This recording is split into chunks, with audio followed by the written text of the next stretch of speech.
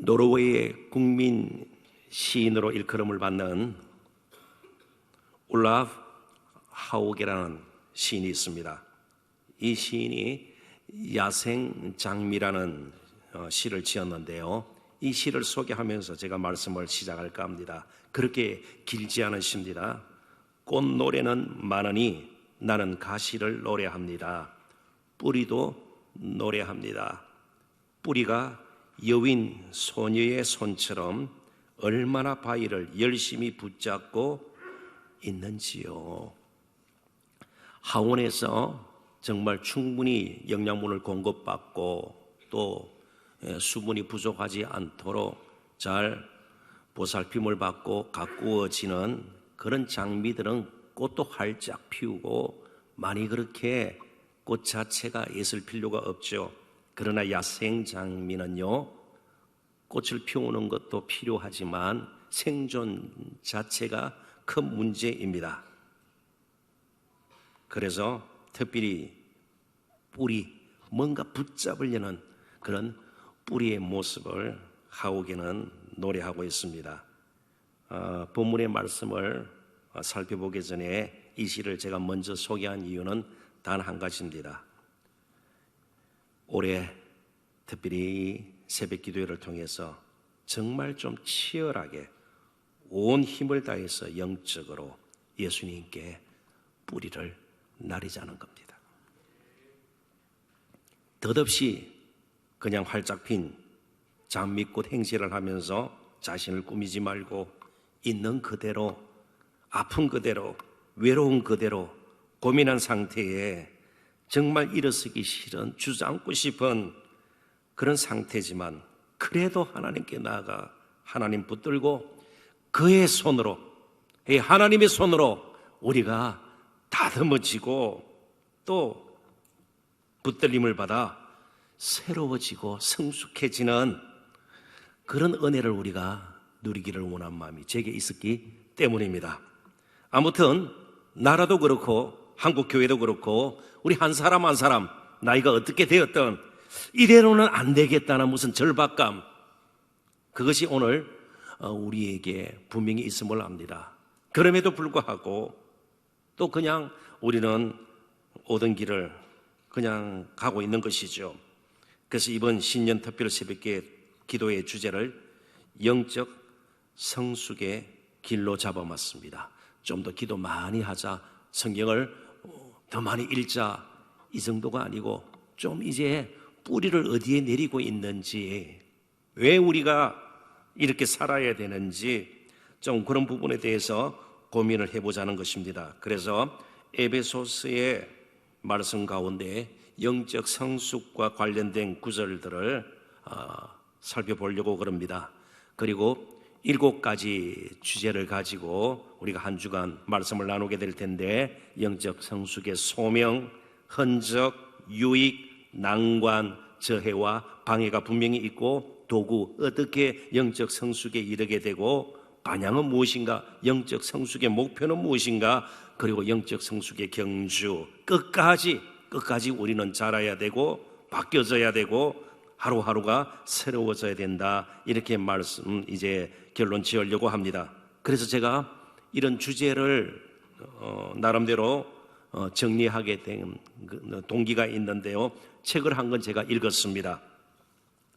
여러분들에게도 소개를 하는데, 싱클레어 퍼거슨이라는 조직신학자가 쓴 책입니다. 미국 필라델피아에 있는 웨스트민스터 신학교에서 가르치다가 지금은 리포먼드 신학교에서 가르치고 있는 그런 신학자입니다. 교수입니다. 이분이 쓴 책 성숙의 길, 그리스도 안에서 온전한 자로 자라기, 작년 11월 20일에 출간이 되었으니까 그렇게 오래된 책이 아닙니다. 필요하시면 또 이런 책들을 그런 종류의 책들을 또 참조하시면 좋을 것 같습니다. 이제 오늘 본문 에베소서 4장 15절 제가 한번 읽어봅니다. 오직 사랑 안에서 참된 것을 하여 범사에 그에게까지 자랄지니 그는 머리니 곧 그리스도라. 바울은 에베소 교회 성도들에게 범사에 자랄 것을 말씀하고 있습니다. 이 편지가 쓰여질 당시가 주 60년에서 62년입니다. 그러니까 조직적인 핍박이 일어나기 전입니다. 64년경부터 이제 네로 황제, 그 유명한 네로 황제가 교회 또 성도들을 핍박하지 않습니까? 그런 가운데서 아무튼 에베소에 있는 성도들이 영적으로 자라기를 사도 바울은 권면을 하고 있습니다. 그런데 에베소서는 교회에 관한 말씀입니다. 조금 어려운 표현으로 교회론에 관한 말씀입니다. 그래서 앞부분은 어떻게 교회라는 것이 생겨났는지, 어떻게 이 땅에 교회가 존재하게 되었는지 그걸 말씀하고 있고, 두 번째는 교회를 이루고 있는 지체들, 성도들이라 볼 수 있겠죠. 그렇다면 저와 여러분이 교회예요. 건물이 교회가 아니고 저와 여러분이 교회예요. 교회를 이루는 지체들이라는 뜻입니다. 그리스도는 교회 머리가 되시고요, 저와 여러분은 지체가 되어서 그리스도의 몸인 교회, 이런 표현을 쓰잖아요. 교회가 어떻게 존재하게 되었고, 그렇다면 교회된 저와 여러분은 어떻게 살아야 하는지를 가르쳐 줍니다. 그래서 교회의 두 가지 속성을 에베소서에서는 계속해서 강조를 합니다. 교회가 이 세상 어떤 모임, 단체와 다른 두 가지의 속성이 있는데, 그 속성은 한 가지는요, 이미 제가 말씀을 드렸는데 다 잊어버리셨죠? 잊어버리셔야 그래도 제가 좀 존재감을 가지게 됩니다. 다 알고 있으면 제가 너무 힘들어서요. 자, 두 가지가 뭐였습니까? 첫 번째는 하나됨입니다. 세상에 이런 모임이 없어요.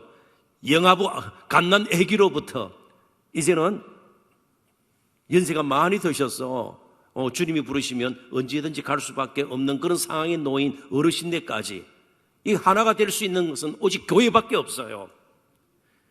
다 신분이 다르고요, 나이뿐만이 아니고요, 세상적인 배경이 달라도 진정으로 하나 될 수 있는 것은 교회밖에 없습니다. 하나됨이 교회의 첫 번째 속성입니다. 유니티란 말을 쓰죠. 영어로 유니티. 두 번째는요, 하나 돼서 우리가 친목 단체로, 그죠? 날마다 게임하고 놀고 그 정도가 아니죠. 거룩한 공동체예요. 정결한 공동체예요. 그래서 교회의 두 번째 속성은 정결함, 거룩함입니다. 영어로 표현하면 첫 번째는 유니티고요, 두 번째는 퓨리티예요. 퓨어하다, 정결하다, 깨끗하다. 이게 교회를 지탱하는 두 가지 속성이라는 겁니다. 그런데 이 하나됨과 거룩함이 영적 성숙이 뒤따르지 않는다면, 지체들의 성도들의 영적 성숙이 뒤따르지 않고 계속 머문 상태에 있다면 교회의 하나됨은 무너지게 되어 있고 거룩함도 불가능하다, 그런 뜻입니다. 이제 좀 살펴볼 기회가 앞으로도 있을 텐데요, 대표적인 교회가 고린도 교회였습니다.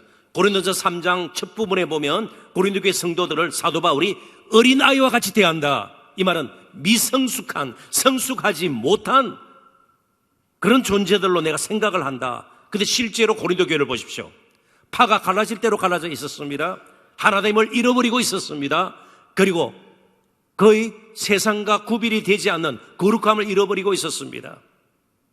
교회 내에서 음행 문제가 있고요, 그렇습니다. 서로를 막 송사를 하고 여러 가지, 최소한 10가지 정도의 문제가 고린도 교회에 아주 산재되어 있었습니다. 영적 성숙이 뒤따르지 않으면 교회는요, 아주 기형적인, 아주 이상한 그런 몸이 되고 말 것입니다. 교회는 특별히 그리스도의 몸이기 때문에, 영적인 유기체이기 때문에 지속적으로 자라고 또 좋은 방향으로 늘 변해야 된다는 사실을 우리는 늘 기억할 필요가 있습니다. 13절을 또 읽어봅니다. 우리가 다 하나님의 아들을 믿는 것과 아는 이에 하나가 되어 온전한 성숙한으로 번역될 수 있는 단어입니다. 성숙한 사람을 이루어 그리스도의 장성한 분량이 충만한 데까지 이르리니, 우리는 다 성장해야 됨을 강조하고 있는 말씀입니다. 14절도 봅니다. 이는 우리가 이제부터 어린아이가 되지 아니하여 사람의 속임수와 간사한 유혹에 빠져 온갖 교훈의 풍조에 밀려 요동하지 않게 하려 함이라. 영적으로 어린아이 수준에 계속 머물러서는 안 됨을 가르치는 말씀입니다. 요동하지 않으려면 계속 자라야 합니다. 삶의 균형을 잃지 않으려면 계속 자라는 수밖에 없습니다. 배의 요동함, 보트를 차보셨습니까? 노를 젓는 보트를요. 보트가 흔들리지 않으려면요, 계속 노를 젓는 수밖에 없습니다. 제자리에 서 있으면요, 잘못하면 균형 조금만 잃으면요, 배가 뒤집힐 수도 있는 거예요. 영적으로 계속 자라는 것이 우리에게는 굉장히 필요합니다. 우리나라 옛날 말에도 그 말이 있어요. 흘러간 물은 물레방아를 돌릴 수 없다.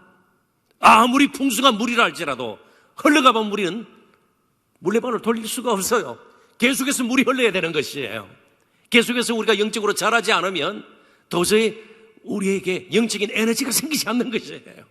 무엇을 하더라도 불평, 짜증, 원망으로 뒤섞인 그런 하루하루를 살아야 되고요, 그런 일들을 날마다 겪어야 되는 것이에요. 요동하지 않으려면 계속 자라야 된다, 그런 뜻입니다. 16절 어떻습니까?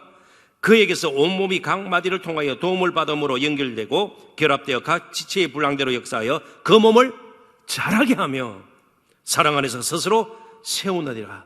자란다, 온전해진다, 성숙되어져야 한다. 이게 지금 교회에 가장 필요한 단어인 것을 사도 바울은 몇 구절을 통해서도 강조를 하고 있습니다. 에베소 교회 성도들과 마찬가지로 우리 모두는 영적으로 성숙해야 합니다. 삶의 모든 영역에서 매사에 성숙한 모습을 가지고 살아야 합니다. 그리고 지속적으로 자라야 합니다. 그리고 이러한 자람은 공동체의 일이기도 합니다. 몇몇 사람의 일이 아니라 우리 공동체 전체의 일이기도 합니다. 이제 조금 나름대로 풀이를 해서 저 자신에게도, 성도 여러분들에게도 이렇게 도전을 하고 싶습니다. 이제부터 부끄러워할 것을 우리는 다른 데서 찾아야 합니다. 지금까지는요, 내가 세상적으로 가지고 있는 신분이라든지 직업이라든지 학벌이라든지 재산이라든지 외모, 이런 걸 굉장히 부끄러워했습니다. 예수 그리스도 안에 있으면 더 이상 그런 것이 우리로 하여금 수치심을 유발하거나 부끄럽게 만드는 것이 되어서는 안 되는 겁니다. 이제 우리의 정체성은 예수 그리스도 안에서 완전히 정립이 되어 있기 때문에 그렇습니다. 이제 정말 부끄럽게 생각해야 될 것은 우리가 영적으로 미성숙한 것입니다. 영적으로 자라지 않는 것을 이제는 부끄럽게 생각해야 되는 겁니다. 다시 반복합니다.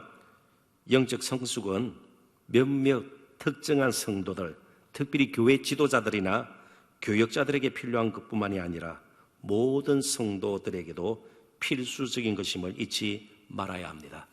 오늘 제 설교의 핵심은 한 가지입니다. 영적으로 자라는 것, 영적인 성숙은 우리의 소명입니다. 소명 그러면 자꾸만 뭔가 봉사하고 일하고, 그것보다 영적으로 자라는 것, 나중에 살펴봅니다만은, 그래서 결국 예수님을 닮는 것이 우리가 이 땅에 존재하는 이유입니다. 작은 예수가 되어서 보이지 않는 예수님을, 2000년 전에 이 땅에서 육신을 입고 오셨던 그 예수님은 더 이상 육신을 입고 이 땅에는 존재하지 않습니다.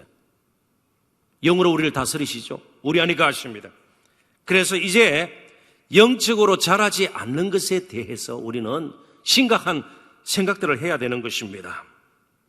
우리 모두의 일이에요. 잃어버린, 잊혀진 소명, 그게 영적 성숙이라는 뜻입니다. 영적 성숙을 제쳐두고 몇 가지 봉사일이나 혹은 모임에 열심히 동참하는 것 정도로 성도다움, 이게 교회다, 이해해서는 안 된다는 것입니다. 영적으로 성숙하는 바로 잃어버린 소명을 우리는 되찾아야 합니다. 그럼에도 불구하고 현실적으로 우리 모두에게 영적 성숙이라는 말이 다소 생소하게 느껴지는 이유가 무엇일까요? 영적 성숙이 우리에게는 필수임에도 불구하고, 소명에도 불구하고 왜 이렇게 생소하게 느껴집니까? 가장 큰 이유는 바로 여기에 있습니다. 오늘 많은 성도들이, 심지어 목회자 자신도 자신이 영적으로 계속 자라야 한다는 생각을 한 적이 거의 없기 때문에 그렇습니다. 내가 더 자라야 된다, 목사인 저도 이 수준으로 머물러서는 안 된다는 거예요. 이것 가지고 굉장히 많은 것 아는 것처럼 그렇게 해서는 안 된다는 겁니다. 이렇게 설교하고 나서 이런 설교가 완전한 설교처럼 그렇게 해서는 안 된다는 겁니다. 계속 배워야 되고요, 계속 무릎을 꿇어야 되고요, 계속 은혜를 구해야 되고요, 계속해서 저 자신의 신앙 인격이 다듬어지도록, 그런데 대부분의 성도들이 그런 생각을 한다는 겁니다. 심지어 마음 한구석에 이런지도 몰라요. 광신도적인 모습으로 내가 어떻게 세상에 살아? 적당히 신앙생활 해야지. 그런 생각들을 사실은 한다는 겁니다. 그저 그냥 교회에 다닐 뿐이죠. 그래서 영적 성숙에 대한 무관심이 습관이 되어버린 것이에요. 이제 습관을 바꿔야 합니다. 나는 계속해서 영적으로 성숙해야 되고 자라야 되고요. 바뀌어져야 되고요. 새로워져야 되고요.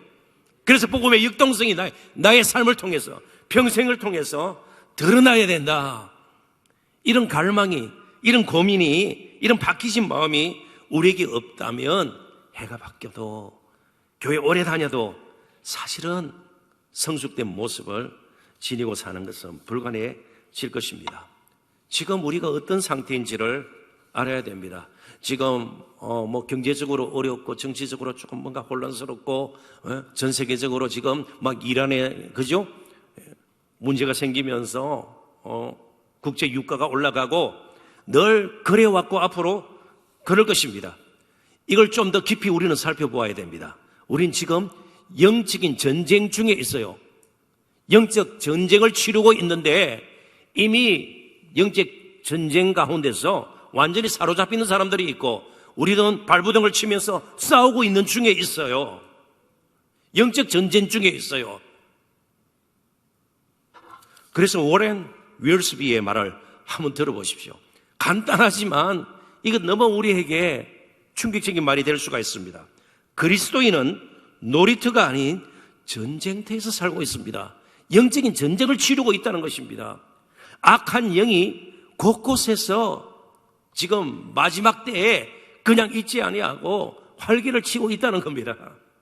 우리의 가정, 때로는 남녀의 정체성 문제, 때로는 여러 가지 가지고 있는 생각들로 인해서 사람들이 갈라지고요. 정오심이 정폭이 되고요. 이 모든 것들 가운데에 영적 전쟁이 치러지고 있기 때문에 지금 우리는 이 심각하게 이렇게 해서는 안 되겠다.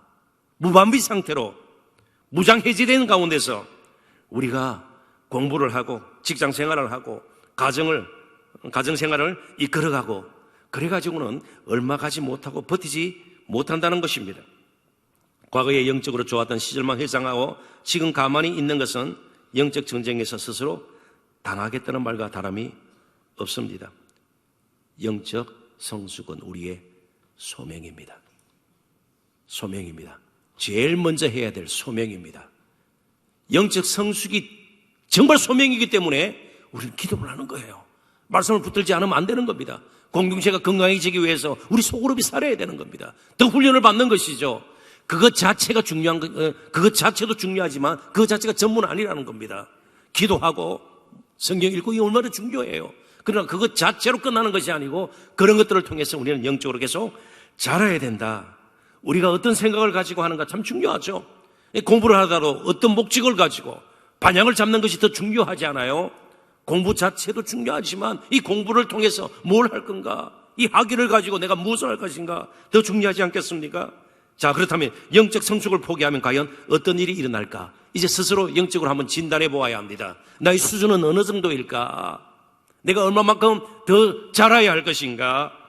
우리 스스로 한번 살펴봤으면 좋겠습니다. 다 헤아릴 수는 없지만 본문을 중심으로 몇 가지만 생각해 보도록 하십시다.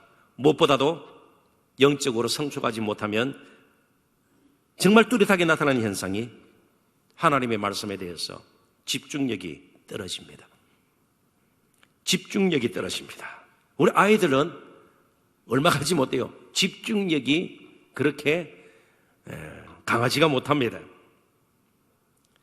그러니까 영적 상태는 계속 악화될 것입니다. 이 집중력, 앞으로 계속 살펴볼지도 모르겠습니다. 두 번째는 요동함입니다. 좀 잠잠함, 참아 기다림, 그런 것들이 점점 희박해지는 시대에 우린 살고 있습니다. 가만히 있지를 못합니다. 매사에 성급하게 됩니다. 기다리지 못하게 됩니다. 집중력이 저하가 되고 요동함이 심하게 됩니다. 세 번째로 분별력이 부족하게 됩니다. 그래서 모든 것을 자기 중심적으로 생각하고 말하고 행하게 되기 때문에 공동체를 생각하기에는 너무나도 시야가 좁은 것이 문제입니다. 일시적인 것과 영원한 것을 구분하는 데 어려움이 있습니다. 중요한 것과 사소한 것 역시 잘 분별하지 못하게 됩니다. 주의 뜻과 자신이 좋아하는 것이 섞여버려서 진정한 순종의 삶을 사는 것도 불가능해집니다. 참과 거짓 또한 제대로 분별하기 힘들게 됩니다. 그래서 교회를 오래 다니고 심지어 교육자 출신들도 신천지 같은데 넘어가 버립니다. 영적으로 성숙하지 못하기 때문에 그렇습니다. 참과 거짓을 구분하지 못하기 때문에 그렇습니다. 자, 영적으로 성숙하지 못하면 최소한 세 가지 현상이 나타난다. 첫 번째가 뭐였습니까? 집중력이 저하가 돼요. 집중력이. 영적인 것에 대해서는 집중력이 없어요. 뭔가 집중해서 할 수가 없어요. 이거 했다가 저거 했다가 계속해서 그게 반복이 돼요. 두 번째가 요동함이에요. 쫙 중심을 잡고 버티고 균형을 잡고 이런 부분이 정말 턱없이 부족해요. 세 번째가 분별력을 잃게 된다는 겁니다. 그래서 이제 우리가 한 주 동안 영적 성숙을 위해서 여러 측면에서 공부를 하게 될 것이고 또 기도를 하게 될 것이고 고민을 하게 될 것입니다. 그래서 오늘 첫 시간입니다. 자, 그렇다면 오늘 본문이 보여주는 영적 성숙이 불가능한가? 가능해요. 가능합니다. 15절 본문에 보면 오직 사랑 안에서 참된 것을 하여 범사에 그에까지 자랄지라. 두 가지를 분명히 말씀하고 있습니다. 영적 성숙에 근본적으로 필요한 것 두 가지를 말씀하고 있습니다. 사랑 안에서 참된 것을 하여, 참된 것을 하다. 헬라어 원문에는 한 단어로 되어 있습니다. 그러니까 동사하고 참된 것하고 다 합해져 버려 있어요. 한 단어예요. 한 단어로 되어 있는데 그 한 단어로 된 것을 문자적으로 그냥 번역을 하면 진리로 산다. 진리를 산다. 사랑 안에서 뭐요? 진리. 그러니까 사랑과 진리가 영적 성숙의 기본적인 요소가 된다. 그런 뜻입니다. 사랑을 은혜로 바꿔도 크게 빗나가지 않을 겁니다. 사랑, 은혜, 그리고 진리. 이 두 가지가 충만한 분이 누구일까요? 요한복음 1장에 보면 은혜와 진리가 충만하더라. 예수 그리스도를 향해서 그렇게 그려지고 있습니다. 결국 예수 그리스도께 뿌리를 날려야, 예수 그리스도께 뿌리를 날려야, 그러니까 모든 우리의 삶의 영역에서 예수 그리스도를 삶에 초청하고 개입시키고 관계를 맺어야 된다. 그런 뜻입니다. 그러면 조금씩 싹이 트고 뿌리를 날릴 뿐만 아니고 이제 잎이 나고 자라게 된다는 겁니다. 제가 아까 소개했던 책의 저자인 퍼거슨의 말을 조금 인용을 하겠습니다. 그리스도는 우리의 성숙을 위한 두 가지 동기를 제공해 주신다. 첫째, 그분이 먼저 본을 보여주셨다. 둘째, 성숙이 그분이 우리를 위해 돌아가신 이유 중 하나다. 예수님께서 우리를 위해서 돌아가신 것, 그리고 그분의 삶 자체가 우리의 성숙의 동기라는 겁니다. 그러니까 예수님과 복음이 늘 필요합니다. 지속적인 복음의 은혜가 필요합니다. 그래서 뒤에 복음이 핵심이다. 뒤에 현수막 배너를 붙여놓은 것 보기 좋게만 한번 멋있게 꾸미려고만 붙여놓은 것이 아니에요.